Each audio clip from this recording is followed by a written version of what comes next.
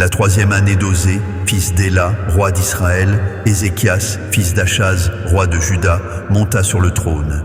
Il avait 25 ans lorsqu'il devint roi et il régna 29 ans à Jérusalem. Sa mère se nommait Abi, fille de Zacharie. Il fit ce qui est droit aux yeux de Yahweh, en tout point comme l'avait fait David, son ancêtre. Il fit disparaître les hauts lieux, brisa les stèles, abattit l'idole d'Achéra et mit en pièces le serpent de bronze que Moïse avait fabriqué, car jusqu'à ce jour, les fils d'Israël lui avaient brûlé de l'encens. On l'appelait Nehushtan. Il mit sa confiance en Yahweh, le Dieu d'Israël, et parmi tous les rois de Juda qui vinrent après lui ou qui le précédèrent, il n'y en eut aucun de semblable à lui. Il fut attaché à Yahweh, il ne se détourna point de lui, et il observa les commandements que Yahweh avait prescrits à Moïse. Et Yahweh fut avec lui. Dans toutes ses entreprises, il réussissait. Il se révolta contre le roi d'Assyrie et cessa de lui être assujetti. Il battit les Philistins jusqu'à Gaza et ravagea leur territoire, depuis les simples tours de garde jusqu'aux cités fortifiées. La 4e année du roi Ézéchias, qui était la 7e année d'Osée, fils d'Éla, roi d'Israël, Salmanasar, roi d'Assyrie, monta contre Samarie et l'assiégea. Il s'en empara au bout de 3 ans. La 6e année d'Ézéchias, qui était la 9e année d'Osée, roi d'Israël, Samarie fut prise. Le roi d'Assyrie déporta Israël en Assyrie et les établit à Chalak, sur le Chabor, fleuve de Gozan, et dans les villes des Mèdes, parce qu'ils n'avaient point écouté la voix de Yahweh, leur Dieu, et qu'ils avaient transgressé son alliance, n'écoutant ni ne mettant en pratique tout ce qu'avait ordonné Moïse, serviteur de Yahweh. La 14e année du roi Ézéchias, Sanchérib, roi d'Assyrie, monta contre toutes les villes fortes de Juda et s'en empara. Ézéchias, roi de Juda, envoya ce message au roi d'Assyrie à Lachis. « J'ai commis une faute. Retire-toi de moi. Ce que tu m'imposeras, je le supporterai. » Et le roi d'Assyrie imposa à Ézéchias, roi de Juda, 300 talents d'argent et 30 talents d'or. Ézéchias donna tout l'argent qui se trouvait dans la maison de Yahweh et dans les trésors du palais royal. Ce fut alors qu'Ézéchias, roi de Juda, arracha les lames d'or dont il avait couvert les portes et les linteaux du temple de Yahweh pour les livrer au roi d'Assyrie. Le roi d'Assyrie envoya de Lachis à Jérusalem vers le roi Ézéchias, le Tartan, le Rabsaris et le Rabchaké avec une armée puissante. Ils montèrent et arrivèrent à Jérusalem. Une fois là, ils s'arrêtèrent près de l'aqueduc de l'étang supérieur, sur le chemin du champ du Foulon. Ils appelèrent le roi, et Éliakim, fils de Hilkija, chef du palais, se rendit auprès d'eux avec Shebna, le secrétaire, et Joach, fils d'Azaph, l'archiviste. Le Rabchaké leur dit, « Dites à Ézéchias, ainsi parle le grand roi, le roi d'Assyrie. Quelle est cette confiance sur laquelle tu t'appuies? Tu dis, il faut pour la guerre conseil et force, mais ce ne sont que des paroles en l'air. En qui donc as-tu placé ta confiance pour te révolter contre moi? Voici, tu as placé ta confiance dans l'Égypte, ce roseau brisé qui pénètre et perce la main de quiconque s'appuie dessus.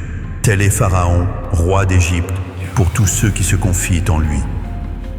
Peut-être me direz-vous, c'est en Yahweh, notre Dieu, que nous nous confions.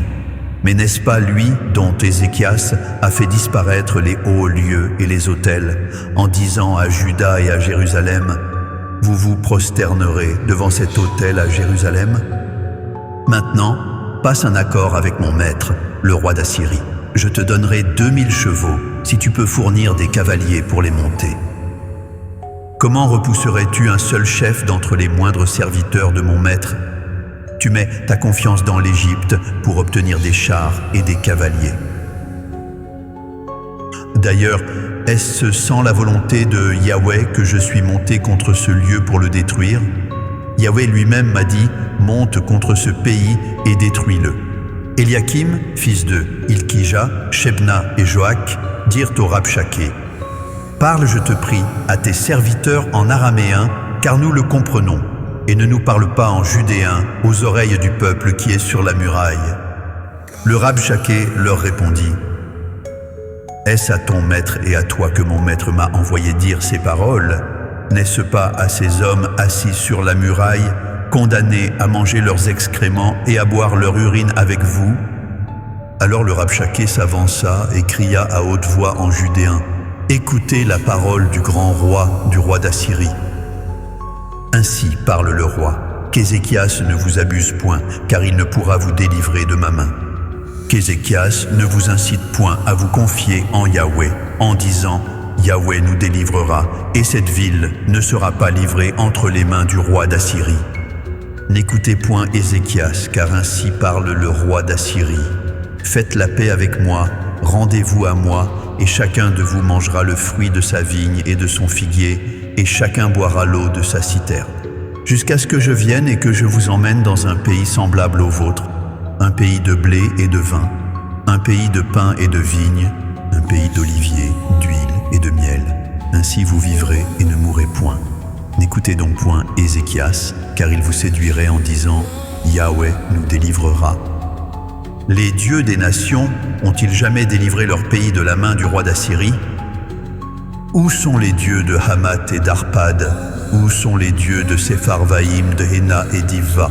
Ont-ils délivré Samarie de ma main? Parmi tous les dieux de ces pays, quels sont ceux qui ont délivré leur propre pays de ma main pour que Yahweh puisse délivrer Jérusalem de la mienne? Le peuple garda le silence et ne lui répondit pas un mot, car le roi avait donné cet ordre: vous ne lui répondrez pas. Et Eliakim, fils de Hilkidja, chef du palais, Shebna, le secrétaire, et Joach, fils d'Azaph, l'archiviste, vinrent auprès d'Ézéchias, les vêtements déchirés, et lui rapportèrent les paroles du Rabshakeh.